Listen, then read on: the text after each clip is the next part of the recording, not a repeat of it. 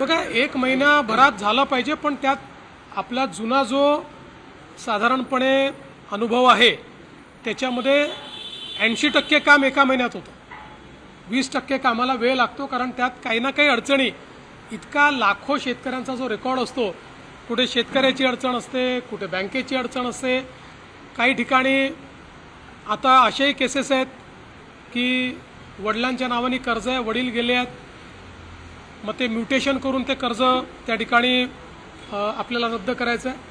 अशा कागदपत्राच्या पूर्तता चालत असतात, पण 80% काम मात्र वेळेत होतं. कर्जमाफीची बऱ्याच वेळा असं होतं की कर्जमाफी माफ केली होते आणि नंतरच्या टप्प्यातली जे प्रोत्साहनपर आपण रक्कम दिली जाते ती नाही, आम्ही याच्यामध्ये 2च टप्पे केलेले आहेत. पहिल्या टप्प्यामध्ये आम्ही सगळे कर्जमाफीचे पैसे भरतो आणि दुसऱ्या टप्प्यात आम्ही प्रोत्साहनचे पैसे देणार आहोत. कर्ज मिळण्यासाठी शेतकऱ्यांना अडचण येणार नाही? बिलकुल अडचण येणार नाही.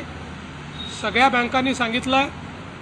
काही अशाही पद्धतीनं अफवा पसरवल्या जात आहेत की OTS झाला आहे त्यामुळे सिबिल तुम्हाला लागेल. असं कुठेही नाही. यात कुठलंही OTS नाही आहे. फक्त लावलेलं जास्तीचं व्याज हे रद्द केलेलं आहे. बाकी पूर्ण पैसे सरकार भरते. त्यामुळे कुठल्याही शेतकऱ्यावर सिबिलची अट लागणार नाही आहे. जे 12 लाख अकाउंट्स बँकेने परत पाठवले आहेत त्यामध्ये नेमक्या कुठल्या प्रकारच्या त्रुटी आहेत, म्हणजे पुढचे जे येणारे टेक्निकल त्रुटी आहेत. काही ठिकाणी अकाउंट दुबार आलेले आहेत, त्यामुळे ते 2 अकाउंट आहे की 1 अकाउंट आहे हे पाहावं लागणार आहे. काही ठिकाणी नंबरचा मिसमॅच आहे, काही ठिकाणी नावांचा मिसमॅच आहे आणि म्हणून ते सुधारण्याकरता त्या ठिकाणी पाठवले आहेत. कारण ही संपूर्ण डिजिटल पद्धत असल्यामुळे डिजिटल पद्धतीत सगळ्या गोष्टी व्हेरीफाय झाल्याशिवाय पैसे जात नाही. DBTनी पैसे जातात, त्यामुळे सगळ्या गोष्टी व्हेरीफाय कराव्या लागतात. म्हणून या छोट्या छोट्या चुका आहेत त्या बँका ऑथेंटिकेट करून देणार आहेत. कुंभमेळा आढावा संदर्भात देखील बैठक पार पडलेली आहे. दुसरीकडे राज ठाकरे नाशिकमध्ये जाऊन त्यांनी टीका केली आहे की कुंभमेळ्याची सर्व कामं जी आहेत ती गुजराती कंत्राटदारांना आपल्याला या संदर्भात गिरीश महाजनांनी स्पष्टपणे सांगितलं आहे. तथापि मी पुन्हा एकदा सांगतो, एकतर गुजरातचे दिले वगैरे सपशेल खोटं आहे, पण काही असू शकतात.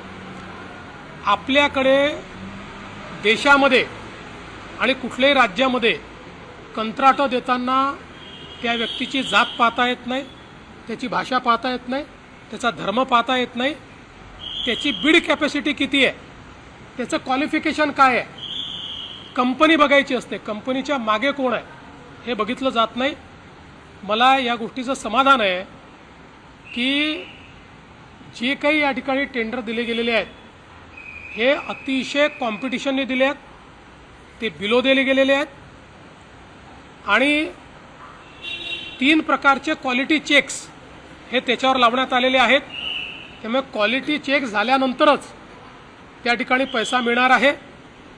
आता पाहिजे असेल तर या कंपन्यांच्या मागचे जे काही मराठी लोक आहेत त्यांचे नाव आपण पाठवून देऊ, पण मला असं वाटतं की अशा पद्धतीनं आपल्याकडे पद्धतच नाही.